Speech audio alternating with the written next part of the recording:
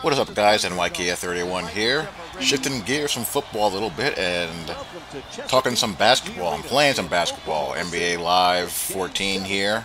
I'm playing Grizzlies Thunder as we are in the first day of the NBA playoffs. Tons of hoops are on this weekend. You can pretty much go from midday to deep into the evening just watching hoops. As a matter of fact, that's exactly what I've been doing all day.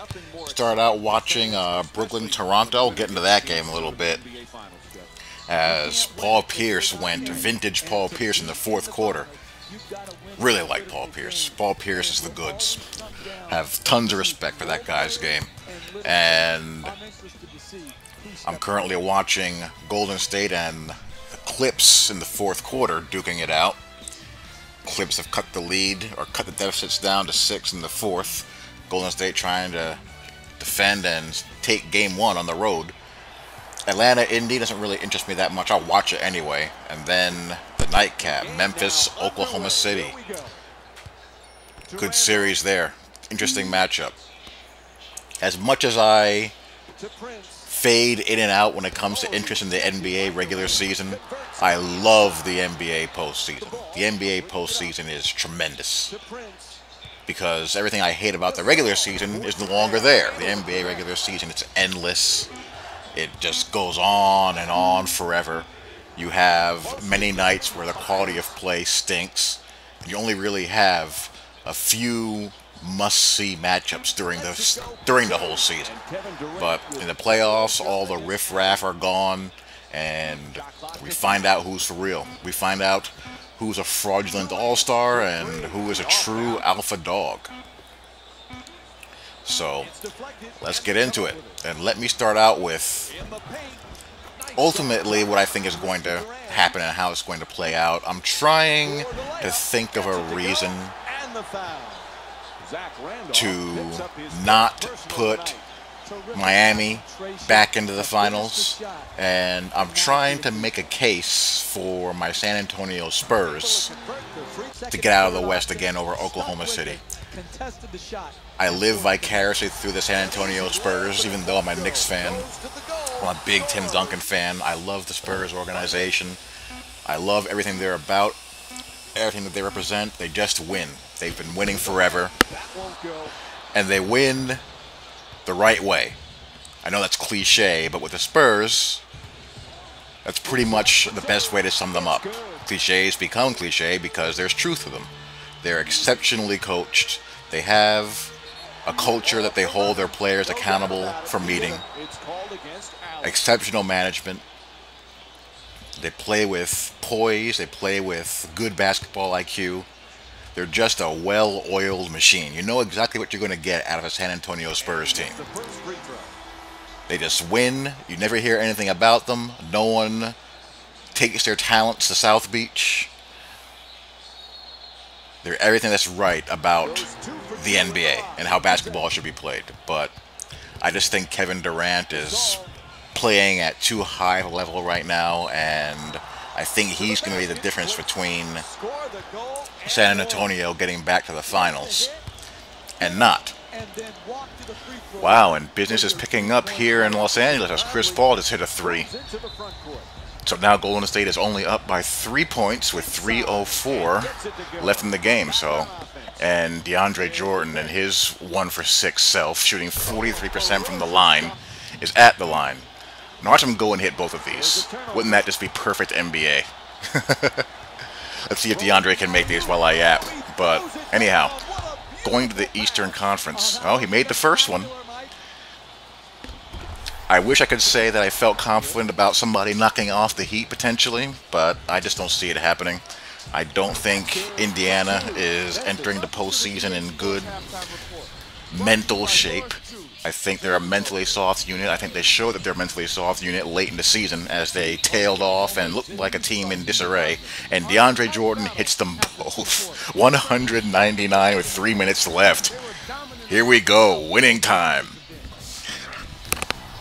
But there still should be some fun along the way in the Eastern Conference and in the West as well. As nice fast break there. But Let's start with who I think would be the biggest foil to Miami outside of Indiana, and that would be Brooklyn. Wow, tie ball game now. Chris Paul's going off. He's got 28 now.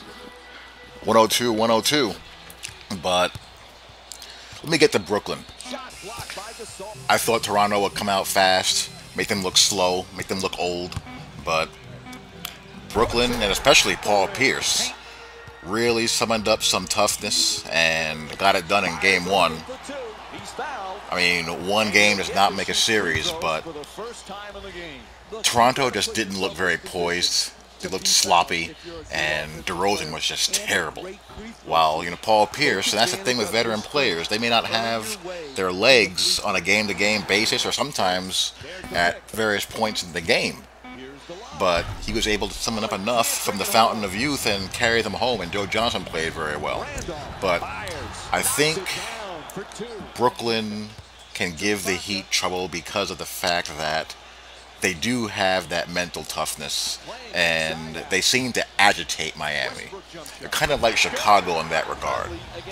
The Bulls annoy Miami as well, but I think Brooklyn has more answers on offense than Chicago. I'd really love to see Chicago and Miami square off again in the playoffs with Rose there in one piece, but until that happens, we can only speculate. But I really would like to see Tibbs have a complete team for once. So outside of Indiana, I think Brooklyn poses the biggest threat.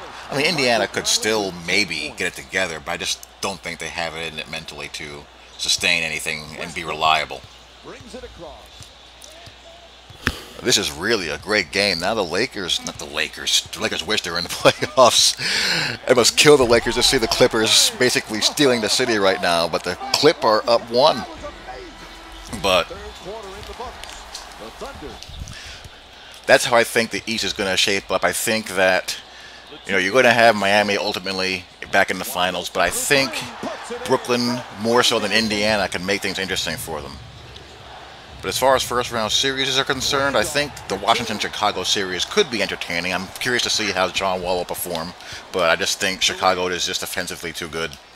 And in the West, the only thing I can see breaking up a Spurs and Thunder Western Conference final is the Clippers getting in there. They're the only team that I can see breaking that up and, sticking their way into the finals out of the West as well. I don't believe in the Rockets. I don't believe in any team that has Dwight Howard. Can't stand Dwight Howard. I think the guy's heart pumps Kool-Aid. I don't think Portland has quite enough. I think the 4 best teams in the league are the Heat, the Spurs, the Clippers. I gotta find a 4th team. Finding the 4th team is pretty difficult, but I guess I gotta go with Golden State. So, so you have 3 out of the top 4 teams in the league, in my opinion, in one conference, and only one of them can make it out of there. So it's 105-105 in the 4th with 131 left. So my gut tells me we're headed towards Miami, Oklahoma City. Durant versus LeBron, and that should be a load of fun. I'd love to hear what you guys think. As you can see here in the virtual world, Oklahoma City, controlled by yours truly, is beating Memphis. Ultimate contrast in styles that series is going to be. Memphis with that half-court game with those 2 bigs and their, tough defense against Oklahoma City with Beastbrook and Durant flying all over the court. So that's going to be fun to watch as far as, that contrast is concerned. But I don't think Memphis is going to be that much of a headache for them. So I'd love to hear what you guys think about how the playoffs are going to play out, who you like and why. Talk to you all later. This game is winding down. This is a fun game to play. And believe it or not, I'm not alone in that opinion. It's got some rough edges, no doubt, but yeah, I enjoy playing it, and I hope you guys enjoyed watching it and listening to some hoops talk, and share your opinions. Peace. 4-3 to advance to the NBA Finals. What a series, what a game, and what an accomplishment.